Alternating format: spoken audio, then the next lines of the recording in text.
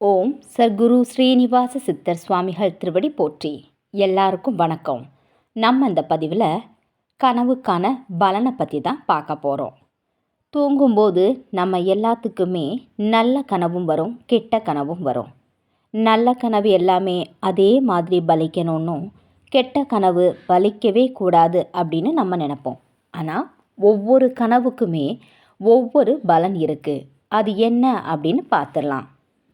பொதுவாகவே மாம்சம் சாப்பிட்ற மாதிரி கனவு வந்தால் நமக்குள்ள ஒரு பயம் வரும். ஏன்னா சாப்பிட்ற மாதிரி கனவுகள் காணக்கூடாது அப்படின்னு சொல்லுவாங்க. அதுலேயும் மாம்சம் சாப்பிட்ற மாதிரி கனவு வந்தால் என்ன நடக்குமோ அப்படிங்கிற ஒரு எண்ணம் நமக்குள்ளே இருக்கும்.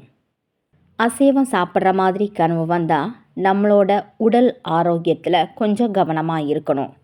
அதில் எந்த நேரம் வேணாலும் நமக்கு கஷ்டங்கள் வரலாம். அதுதான் கறி சாப்பிட்ற மாதிரி கனவு வர்றதுக்கான அறிகுறி.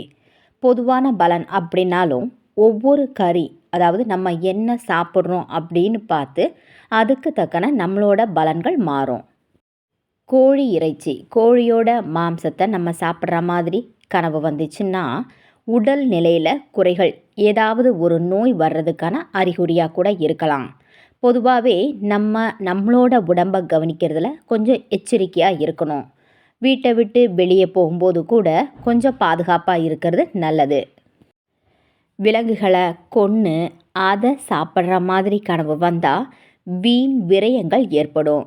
நம்மளோட வரவு கொஞ்சமாக இருந்தாலும் அதை விடையும் பல மடங்குகள் செலவு வர்றதுக்கான வாய்ப்புகள் இருக்குது.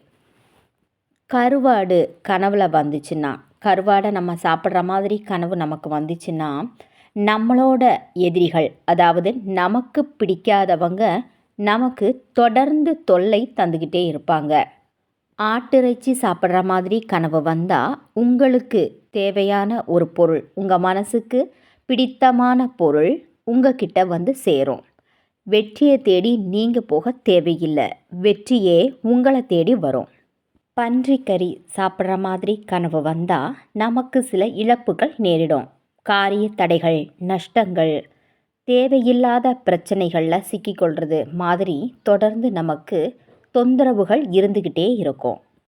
சமைத்த இறைச்சியை கனவுல கண்டிங்கன்னா கனவு கண்டவங்க உத்வேகத்துடன், அதாவது ரொம்ப சுறுசுறுப்பாக இருப்பாங்கன்னு அர்த்தம்.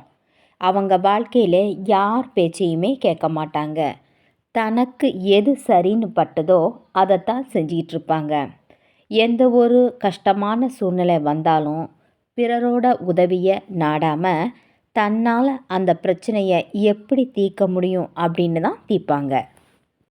இறைச்சியை சமைக்கிறது மாதிரி கனவு வரும்.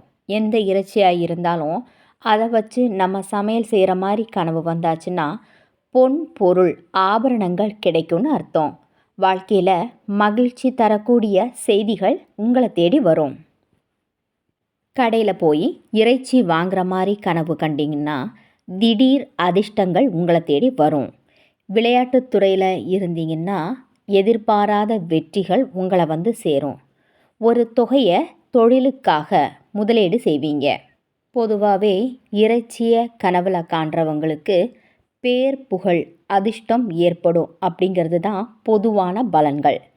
அதனால் இறைச்சியை கண்டுட்டோமே, நமக்கு ஏதாவது விபரீதங்கள் நடந்துருமோ அப்படின்னு வீண் குழப்பங்கள் வேண்டாம். இந்த பதிவு உங்களுக்கு மிகவும் பயனுள்ளதாக இருக்கும்னு நம்புகிறேன். இன்னும் ஒரு பதிவில் சந்திப்போம். நன்றி.